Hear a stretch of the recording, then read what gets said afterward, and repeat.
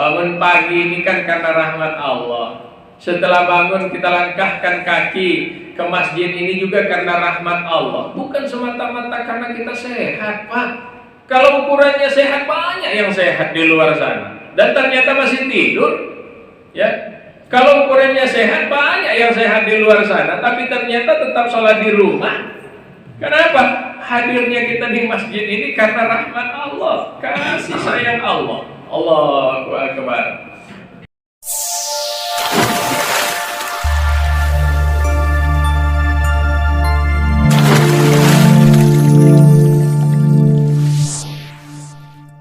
Assalamualaikum warahmatullahi wabarakatuh. Selamat pagi. Jumpa lagi kita di Rudy Krosok Channel, channelnya edukasi, informasi dan hiburan. Kadang kita tidak tahu bahwa kita ini sakit, tidak merasa kalau kita ini sakit, tetapi orang lain, sahabat, tetangga, lebih tahu dulu kalau kita ini sakit. Itulah yang akan kita bahas pada kajian subuh Masjid Nurul Amal Gunung Terang Bandar Lampung kali ini bersama Ustadz Purna Irawan MAG, Kepala KUA Kecamatan Kemiling Bandar Lampung. Kajian ini terbuka untuk umum muslim dan muslimah. Marilah kita dengarkan kajian dari Ustadz kita.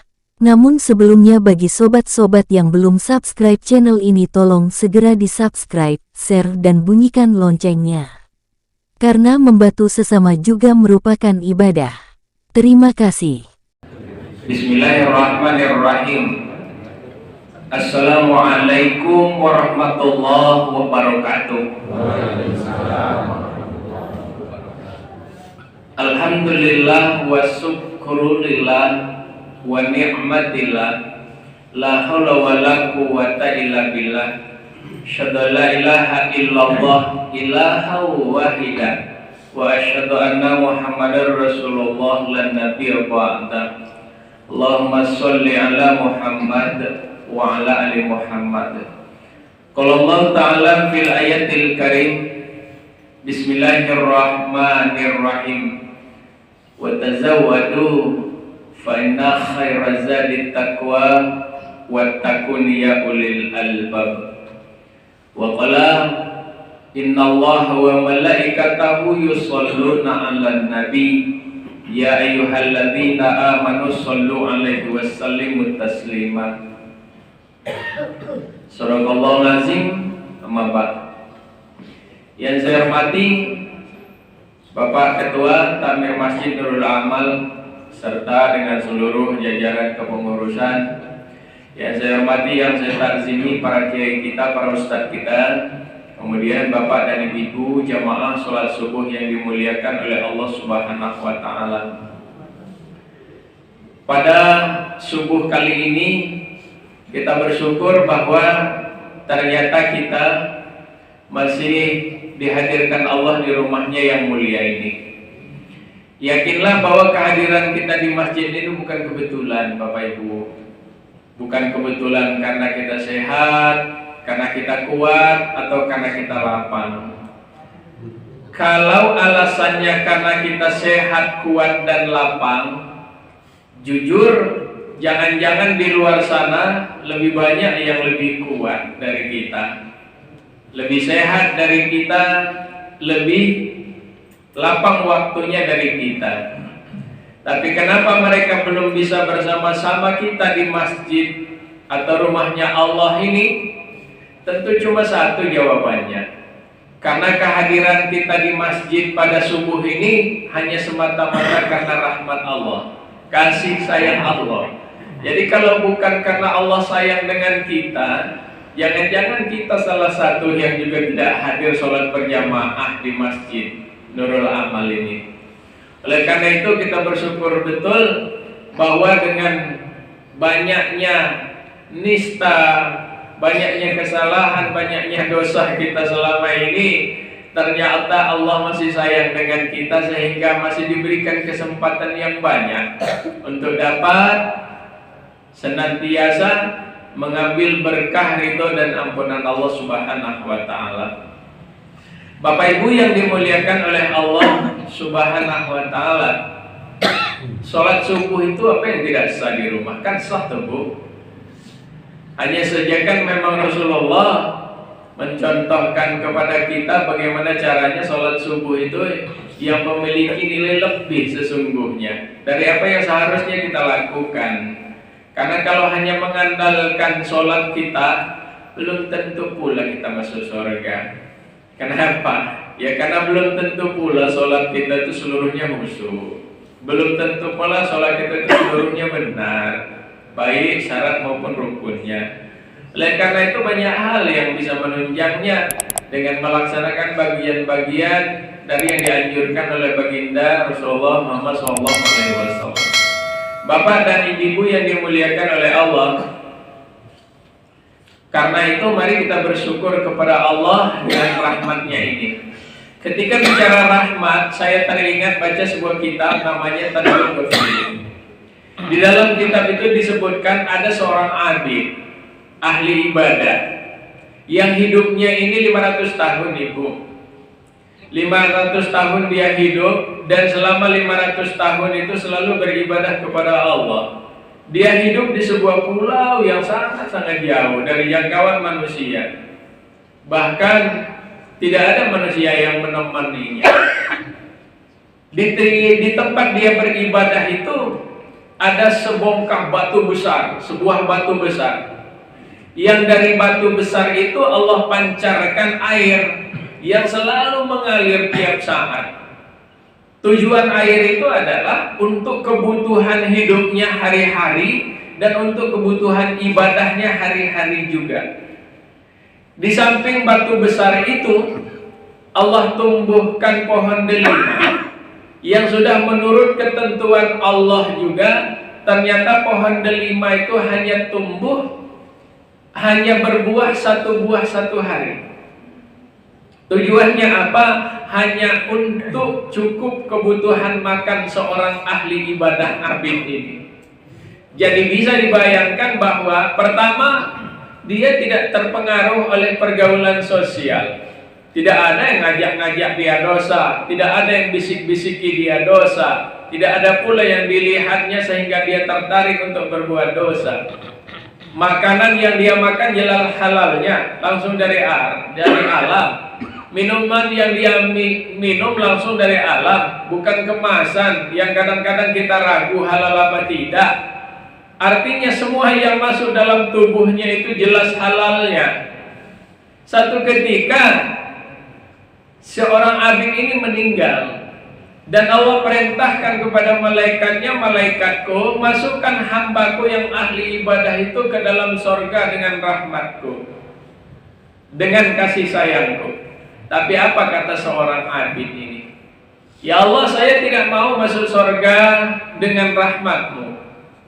Saya mau masuk sorga dengan pahala ibadahku yang sudah kulakukan 500 tahun tanpa dosa. Baik, kata Allah, kalau seperti itu, malaikatku ambilkan timbangan, kita timbang. Mana besaran rahmat dan nikmatku kepadanya ketimbang dengan pahala ibadahnya 500 tahun tanpa dosa itu. Ditimbang ibu, ternyata tidak berimbang sama sekali. Jauh lebih besar rahmat dan nikmat Allah ketimbang pahala ibadahnya 500 tahun itu. Allahu Akbar. Apa kata Allah? Masukkan dia ke dalam nerakaku karena kesombongannya. Ternyata walaupun banyak betul pahala ibadah kita, rajin betul kita beribadah segala macam, tapi ternyata ada kesombongan dalam hati kita, ternyata bisa mengurangi bahkan menggugurkan pahala ibadah kita. Bapak Ibu sekalian, apa kata Allah? Wahai hambaku, engkau tidak sadar engkau bisa hidup itu karena rahmatku, karena kasih sayangku. Engkau hidup kemudian sehat sehingga bisa sholat, bisa beribadah kepadaku karena rahmatku. Kalau bukan karena rahmatku juga belum tentu kamu bisa beribadah seperti yang kamu harapkan. Kamu bisa makan minum itu juga karena rahmatku. Kalau bukan karena rahmatku juga belum tentu kamu bisa makan minum dengan enak. Makanya kita disindir oleh Al-Quran. Sengaja saya baca Ar-Rahman tadi. Fabi'ai ala'i rabbikum tukadziban. Rahmat dan nikmat yang mana lagi yang akan kalian dustakan, kata Allah nyindir kepada kita. Bapak Ibu sekalian, Masya Allah, Allahu Akbar. Bangun pagi ini kan karena rahmat Allah. Setelah bangun kita langkahkan kaki ke masjid ini juga karena rahmat Allah. Bukan semata-mata karena kita sehat, Pak. Kalau ukurannya sehat, banyak yang sehat di luar sana dan ternyata masih tidur.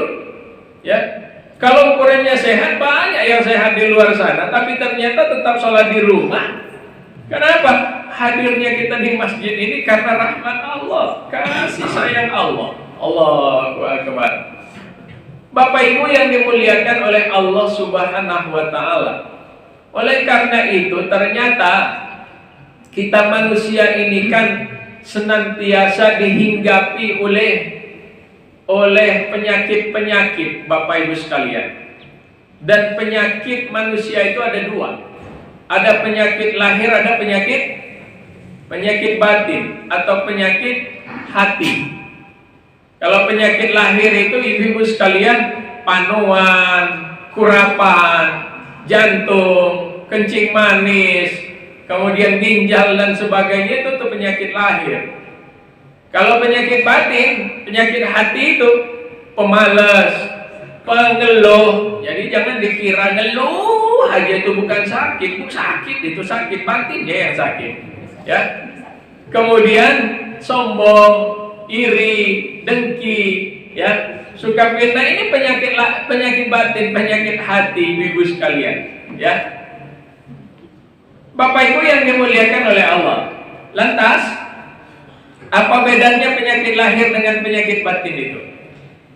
Kalau penyakit lahir ini ciri-cirinya, pertama, duluan yang bersangkutan yang tahu ketimbang orang lain. Ketika kita melihat seseorang, kita melihat ada seorang laki-laki pakaiannya bagus, batik, safari atau jas, kemudian naik turun mobil, rumahnya bagus, apa yang ada di benak kita? Alangkah hebat, alangkah nikmatnya hidup bapak itu. Ya, pakaiannya bagus, naik turun mobil. Ketika ibu-ibu ngelihat ibu-ibu juga, waduh, cantik betul ibu itu ya. Pakaiannya bagus, pakai kacamata, naik turun mobil dan sebagainya. Yang ada di benak kita, alangkah enaknya hidup ibu itu. Tapi tak pernah kita tahu bahwa di balik batiknya yang bagus, di balik safari dan jasnya yang bagus, ternyata bapak atau ibu itu kena sakit jantung, kencing manis, ginjal dan sebagainya, apalagi panuan. Cuma dia yang tahu kan, Bu? Kita hanya bisa melihatnya dari luar. Hanya dia yang tahu, ibu-ibu sekalian. Bahkan kita tidak tahu kalau dia tidak ngomong. Ini penyakit lahir, Bapak Ibu sekalian. Duluan yang bersangkutan tahu ketimbang dirinya sendiri. Yang kedua, penyakit lahir itu, Bapak Ibu sekalian,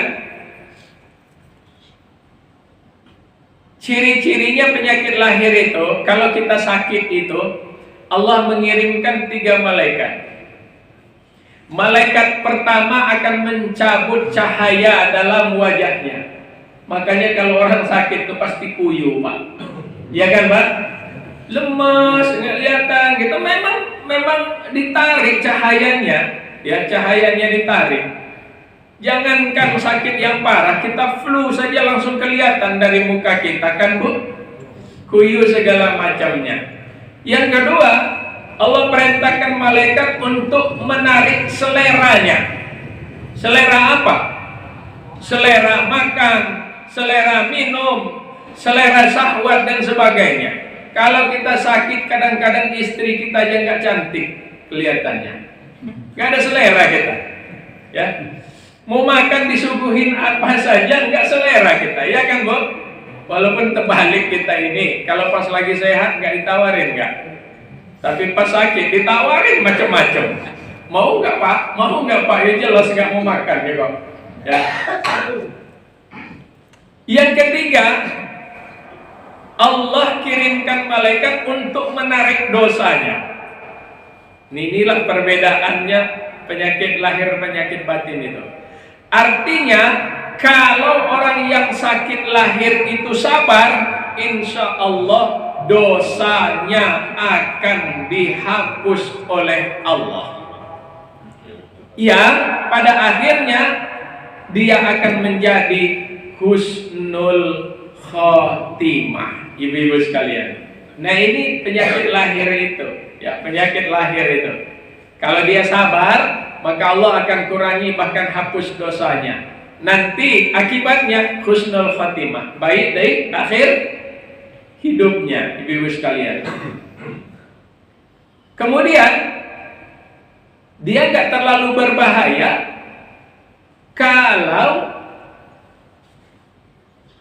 bukan yang menular pasti, begitu. Itu penyakit lahir. Kalau penyakit batin, penyakit hati itu, Bapak Ibu sekalian, bedanya pertama, duluan orang luar tahu ketimbang dirinya sendiri. Ada seseorang yang punya sifat sombong, ya, punya sifat sombong. Coba kita ngomong, benar sombong sebenarnya bapak itu atau ibu itu. Kita ngomong, bapak nggak boleh loh sombong seperti itu. Besok nggak ditegurnya nggak kita? Atau ibu-ibu ngomong dengan ibu-ibu yang jelas sombong gitu. Ibu nggak boleh gitu, ibu sombong, cepat katanya. Tempelengnya muka kita, Bu. Kenapa? Dia tidak pernah sadar kalau dia sesungguhnya sakit. Apa sakitnya? Sombong. Makanya duluan orang luar tahu ketimbang dirinya sendiri. Kita ngomong dengan orang yang memang dengki orangnya, iri orangnya. Ibu nggak boleh, ibu ini sombong loh. Ibu ini iri loh, dengki loh, cepat ditempelengnya juga kita. Kenapa? Nggak bakal terima. Kenapa? Dia nggak pernah sadar kalau punya sakit batin, sakit hati itu. Duluan orang luar tahu ketimbang dirinya sendiri. Nah, inilah penyakit batin itu. Di antaranya sombong. Kenapa sebabnya kita sombong, Bapak Ibu? Pertama, terlalu tinggi melihat kelebihan sendiri. Yang kedua, terlalu rendah melihat kelebihan orang. Sehingga biasanya orang sombong itu karena merasa paling. Seperti iblis. Iblis sebelum Nabi Adam diciptakan itu merasa paling. Ya, paling apa? Dia merasa paling gagah, merasa paling kuat, merasa paling pintar, merasa paling berkuasa. Ya, ketika Nabi Adam diciptakan dengan penuh kesempurnaan, Allah perintahkan semua makhluk untuk sujud kepada Adam. Satu-satunya yang tidak mau sujud hanyalah iblis. Ana khairum minhu. Saya lebih baik daripada dia, katanya. Merasa paling. Saya lebih baik dari dia. Khalaqtani min nar wa khalaqtahu min tin. Engkau ciptakan dari api, sedangkan Adam engkau ciptakan dari tanah. Hebat mana ya Allah api dengan tanah? Masa api yang harus sujud kepada tanah, kata iblis itu. Kenapa? Dia merasa paling hebat, merasa paling pintar, merasa paling kuat, ya, merasa paling berpengaruh saat itu. Sehingga ketika Allah perintahkan, padahal itu perintah Allah langsung, dia tidak mau. Masya Allah. Kalau bahasa kita, tua-tua saya, kok saya yang harus ngalah, enak aja, ya. Pinter-pinter saya, kok saya yang harus ngalah, enak aja, ya. Sombong itu, ibu sekalian. Lama-lama saya tinggal di sini, kok saya yang harus ngikut dia? Ya, kaya saya nggak minta makan saya sama dia, kok saya yang harus minta maaf duluan mau ngalah? Inilah bahasa iblis yang ada di tubuh kita. Kenapa? Merasa paling. Sehingga ketika merasa paling itu, tentu dia akan selalu merasa tinggi. Bapak Ibu sekalian, ini penyakit apa? Penyakit batin atau penyakit hati. Yang kita sendiri kadang-kadang tidak tahu kalau kita lagi sakit itu, Bu. Ya. Yang kedua, penyakit lahir, penyakit hati atau penyakit batin itu apa? Pemalas. Kalau anak-anak sekarang ngomongnya mager gitu loh, malas gerak gitu, Bu. Pemalas, ya. Padahal banyak waktunya, tapi nggak ngaji. Padahal banyak waktunya, tapi nggak pula sholat sunnah. Padahal mah bangun malam, tapi nggak sholat tahajud. Gitu loh ibu sekalian, pemalas. Yang kedua pengeluh. Nggak ada kerjaan kalau nggak ngeluh, ya Allah.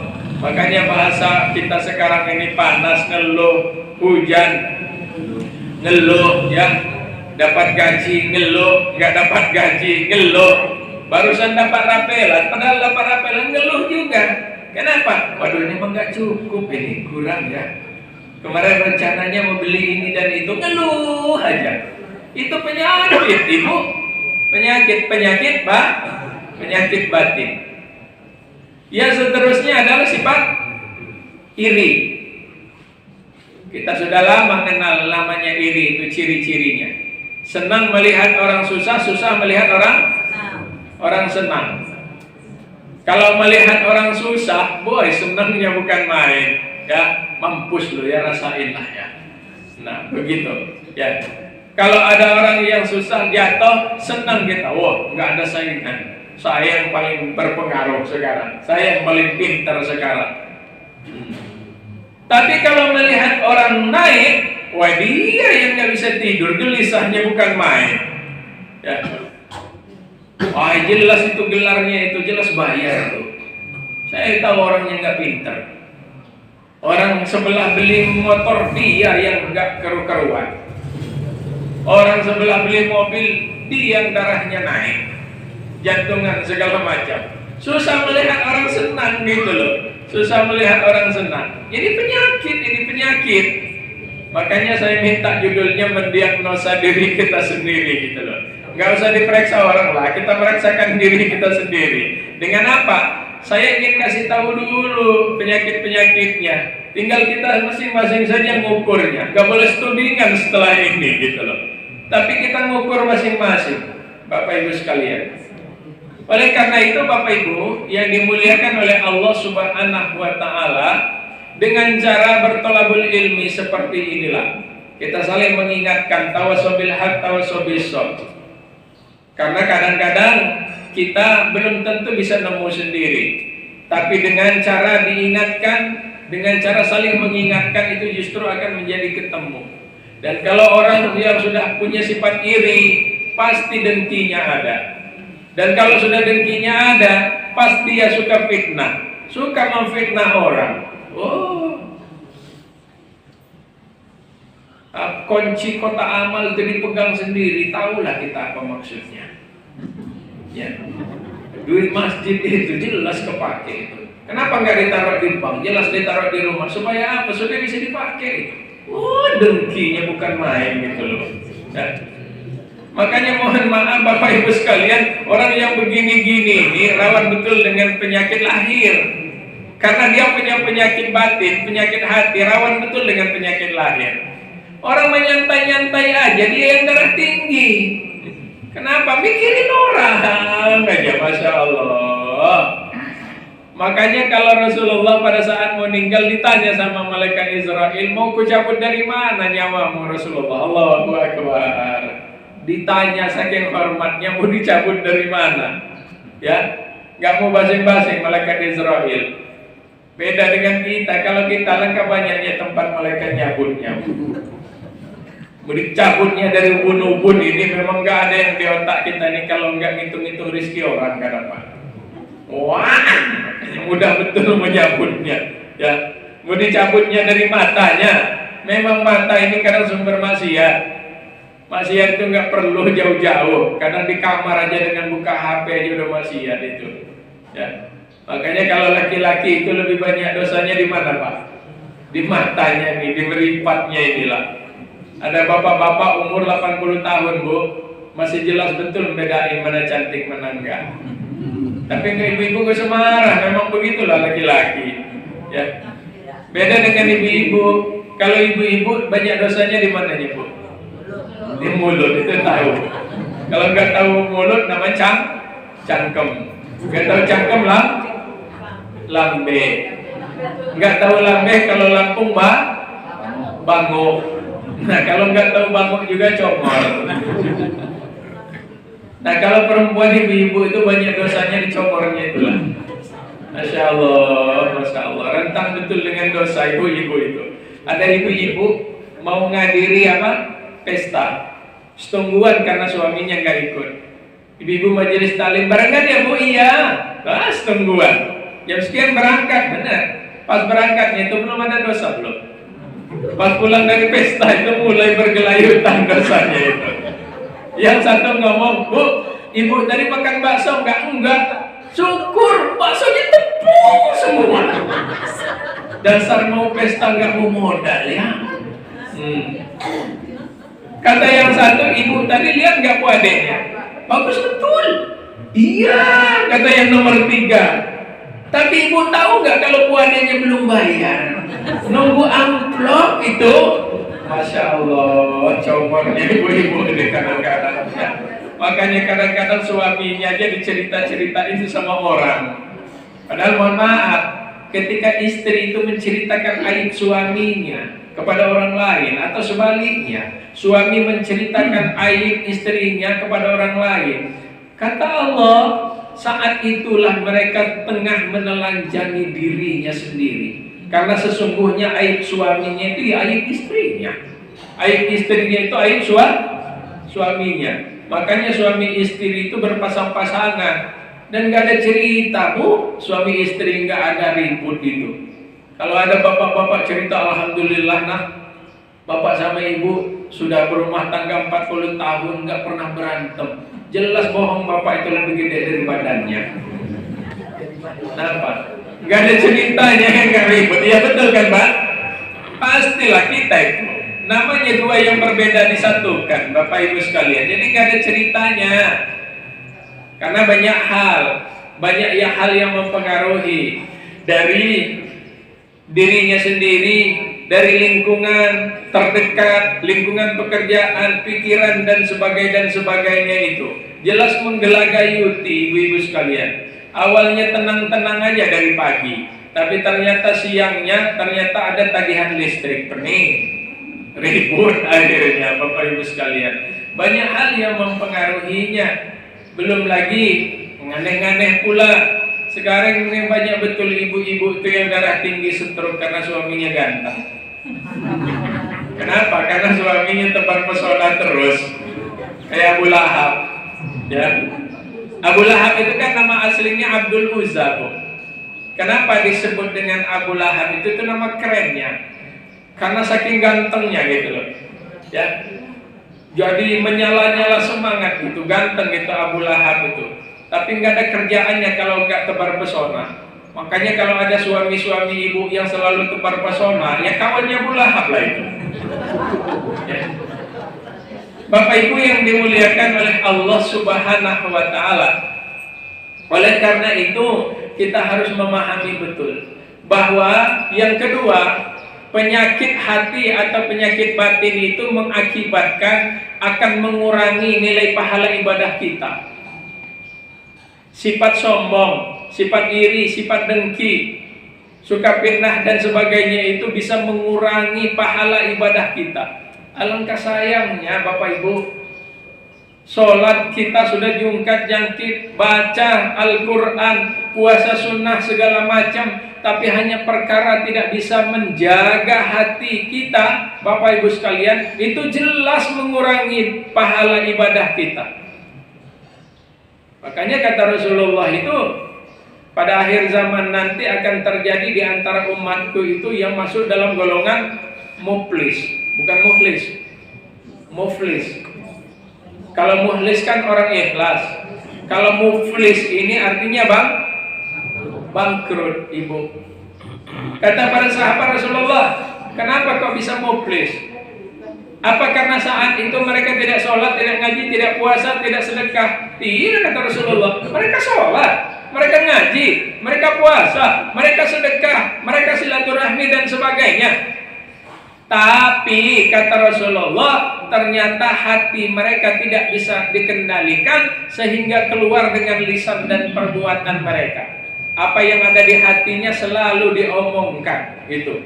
Selalu dikeluarkan dengan omongan, sehingga mengurangi pahala dari ibadah mereka. Nah, Jadi memang harus berhati-hati Bapak Ibu sekalian. Karena itu Bapak Ibu, setelah kita mengetahui penyakit-penyakit di dalam diri kita Bapak Ibu sekalian, tentu kita harus tahu obatnya. Kalau kita sakit paru, obatnya harus tahu. Sakit jantung, obatnya harus tahu. Ya, kencing manis, obatnya harus tahu. Karena paling tidak, walaupun belum tentu menyembuhkan, tapi paling tidak meringankan. Nah, begitu pula dengan penyakit hati, kita harus tahu obatnya, Bapak Ibu sekalian. Apa obatnya? Pertama, Bapak Ibu sekalian, harus kita hadirkan. Harus kita hadirkan di dalam hati kita ini sifat ikhlas. Ikhlas. Karena sesungguhnya apapun yang kita lakukan ini semata-mata hanya karena kita ibadah kepada Allah. Ikhlas itu hanya urusan hati kita dengan Allah. Orang lain tidak tahu juga kalau kita ikhlas. Jangankan orang lain, suami istri aja nggak tahu kapan istrinya itu ikhlas atau suaminya ikhlas. Kita pulang dari kerja, istri kita senyum-senyum, belum tentu ikhlas hatinya. Hanya karena takut gaji nggak diserahin semua. Ya. Kenapa? Karena urusan hati seseorang kepada Allah. Ada bapak-bapak sholatnya lama betul berdirinya. Menurut kita alangkah khusyuknya, ikhlas betul bapak itu sholat. Ternyata bukan saking khusyuk dan ikhlasnya. Karena waktu SD dulu dia hafalannya cuma dapat kulhu sama inna a'tainakal kausar. Pas nambah sekarang hafalannya namanya sudah orang tua ngapal, Pak. Kalau orang anak kecil katanya dalam nyanyian ibu-ibu Robana Mawalan dulu, belajar di waktu kecil bagaikan mengukir di atas batu, gak hilang-hilang. Tapi sekarang belajar sesudah dewasa bagaikan mengukir di atas air. Yang lucu kalau pengajian ibu-ibu, baru tadi dijelaskan, sudah nanya nanti 1 jam sudah nanya. Nah begitulah bahasanya kalau kita belajar sudah dewasa itu ibu-ibu sekalian, ya. Nah karena dia hafalannya kul sama inna a'tainakal kausar, dia mau nambah hafalan. Hafalannya kul ya ayyuhal kafirun pisan. Banyak betul pengkolannya. Ya.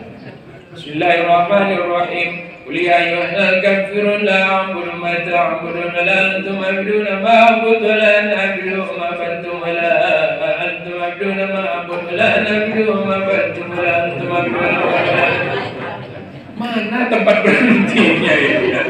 Rupanya lama berdiri itu bukan saking ikhlas sama khusyuknya, enggak tahu berhentiin qul ya ayyuhal kafirun itu. Makanya kita masing-masing enggak tahu, enggak Bu? Karena itu urusan hati seseorang kepada Allah. Perkara ikhlas ini saya punya cerita. Ada seorang sahabat Rasulullah namanya Sa'ban. Sa'ban ini Pak dekat betul sama Rasulullah.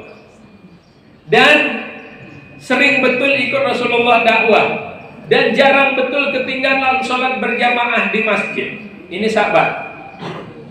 Satu pagi Sa'ban ini tidak hadir sholat subuh, sehingga Rasulullah merasa kehilangan.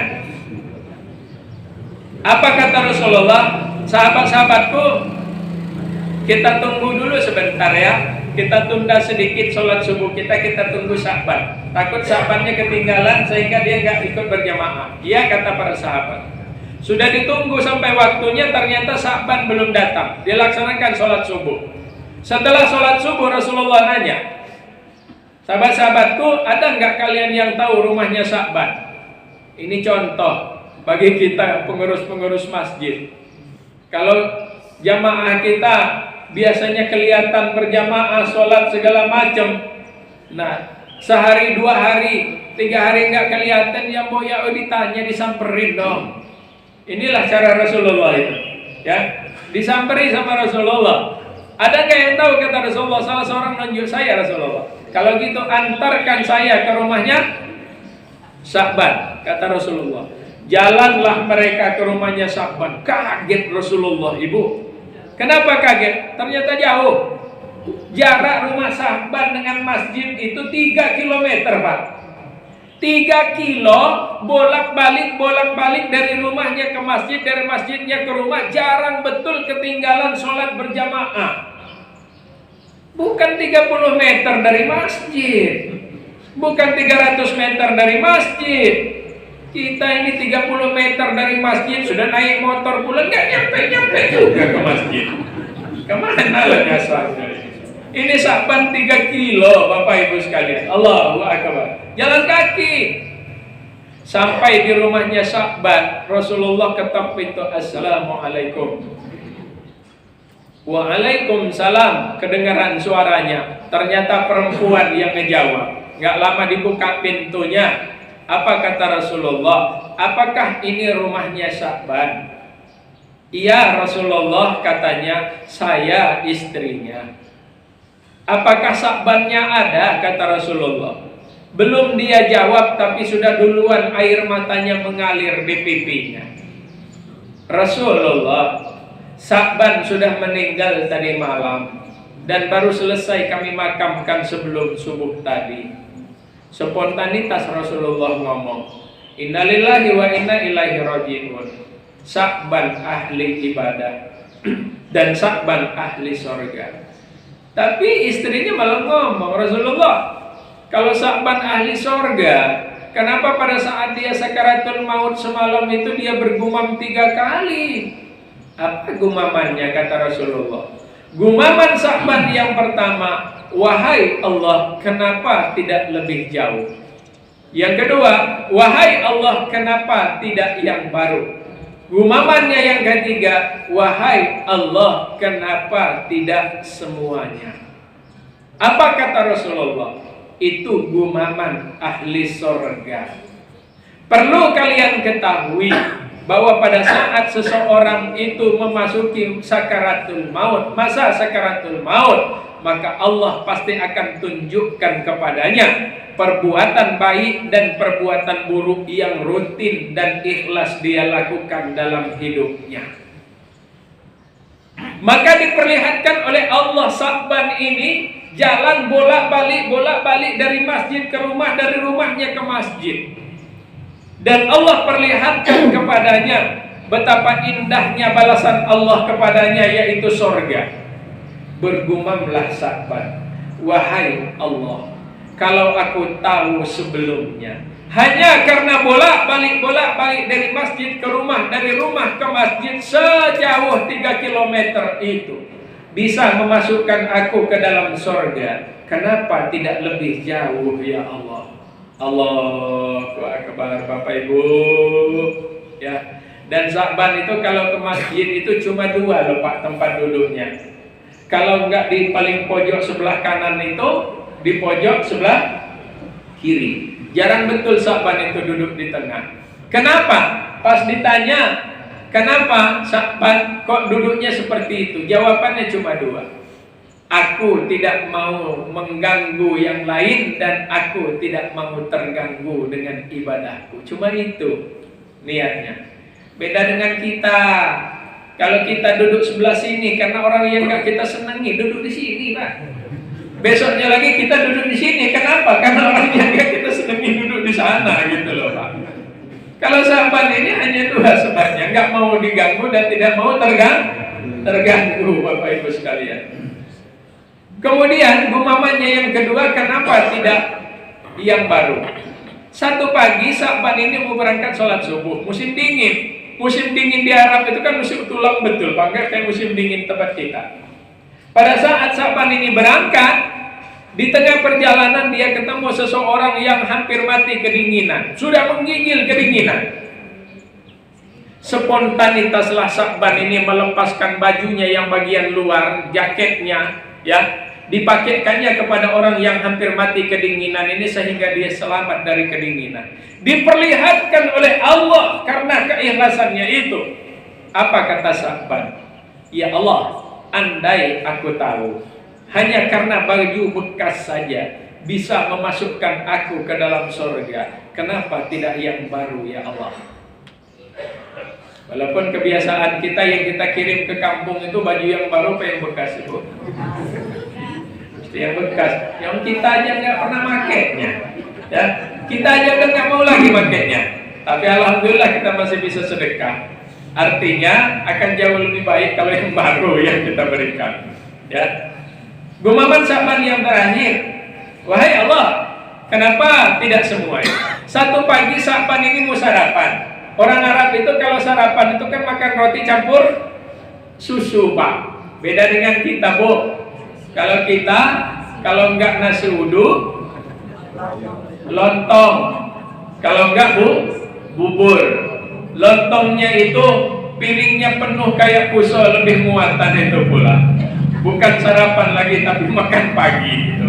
Nah, ini Sa'ban mau makan roti, pasti yang mau potong rotinya itu lewatlah seseorang terhuyung-huyung sembari megang perutnya ini saking laparnya. Enggak minta orang ini, enggak minta, Pak. Tapi spontanitaslah Sa'ban ini memotong rotinya ini persis besarnya sama antara yang mau dikasihkan dengan yang punya dia. Kalau kita, saya mau tanya, kalau kita kasih yang mana yang besar, Bu? Yang punya kita, yang besarnya kecil yang kita kasihin. Inilah budaya kita yang harus mulai kita rubah, gitu loh. Nah, dikasihin sama Sa'ban sehingga orang ini selamat dari kelaparan, diperlihatkan oleh Allah. Maka bergumamlah Sa'ban, wahai Allah, kalau aku tahu sebelumnya hanya karena sepotong roti saja bisa memasukkan aku ke dalam sorga, kenapa tidak semuanya ya Allah? Allahu Akbar. Tapi perkaranya kan bukan karena jauh dekatnya masjid dengan rumahnya, bukan karena barunya pakaian atau juga roti itu sebenarnya, Bu. Apa penyebabnya? Ikhlasnya hati Sa'ban dalam berbuat. Ciri-ciri sudah ada ikhlas dalam hati kita. Pertama, spontanitas dalam berbuat kebaikan. Spontanitas kita langsung tergerak hatinya. Itu ciri-ciri orang ikhlas. Yang kedua, enggak nunggu dilihat orang, enggak nunggu mau dipuji, enggak mau nunggu mau viral. Ini mau ngasihkan sedekahnya nunggu dipoto dulu, segala macam. Ternyata enggak gitu. Yang namanya ikhlas itu spontanitas dan tidak menunggu sebuah pujian. Dipuji atau tidak dipuji itu tidak menjadi bagian dari apa yang dia lakukan karena dia memang sudah ikhlas. Begitu pula dengan kita. Kalau memang sudah ikhlas hati kita ini, lebih sehat badan kita, Bapak Ibu. Ya, ikhlas. Ya, apa yang kita makan lah itulah rezeki kita. Kita baru dapat ternyata bayar SPP, memang rezeki anak kita. Kita baru dapat duit, ternyata ada tetangga kita yang betul-betul minta tolong. Ternyata memang rezeki mereka melalui kita, gitu kan, Bu? Kalau kita kan ditambah ngeroman-ngeromek, sudah duitnya nggak kita bisa pakai, darah tinggi pula. Makanya yang namanya ikhlas itu memang datangnya dari hati. Itu obat pertama, ikhlas. Ya. Yang kedua, perbanyak ibadah. Yang ketiga, bersilaturahmi. Bapak Ibu sekalian, inilah Bapak Ibu sekalian obat dari penyakit-penyakit hati itu, ibu-ibu sekalian. Insya Allah, kalau itu bisa kita lakukan, mudah-mudahan semuanya akan menjadi baik dalam kehidupan kita. Bapak Ibu sekalian, saya kira itu saja yang bisa saya sampaikan. Mudah-mudahan berkah dan bermanfaat. Saya hanya mengajak kita untuk memeriksakan diri kita saja kok. Ya, yang tahu itu kita sendiri. Yang tahu sakit atau tidak, kita sendiri. Yang tahu ikhlas apa tidak, kita sendiri. Nggak bisa kita saling menilai dan semuanya akan tertuang dalam kehidupan kita. Biasanya orang ikhlas itu insya Allah sehat lahir dan batin, Bapak Ibu sekalian. Terima kasih Bapak Ibu sekalian atas segala perhatiannya. Mudah-mudahan ilmu yang kita kaji hari ini akan senantiasa mendapatkan berkah dan ridha Allah, sehingga Allah memberikan kita pemahaman dan bukan hanya paham, tapi Allah berikan kita kemampuan untuk mengamalkannya. Karena banyak orang yang paham tapi tak mampu mengamalkannya. Banyak orang yang punya ilmu tapi tak mampu mengamalkannya. Tapi kita mohon kepada Allah, kita diberikan ilmu, diberikan kepahaman, dan kita juga diberikan Allah kekuatan untuk mampu mengamalkannya. Terima kasih Bapak Ibu sekalian. Mohon maaf atas segala kehilafan. Mungkin ada hal-hal yang tidak berkenan. dan mudah-mudahan Allah mengampunkan dosa kita semua. Amin ya rabbal alamin. Terima kasih. Assalamualaikum warahmatullahi wabarakatuh.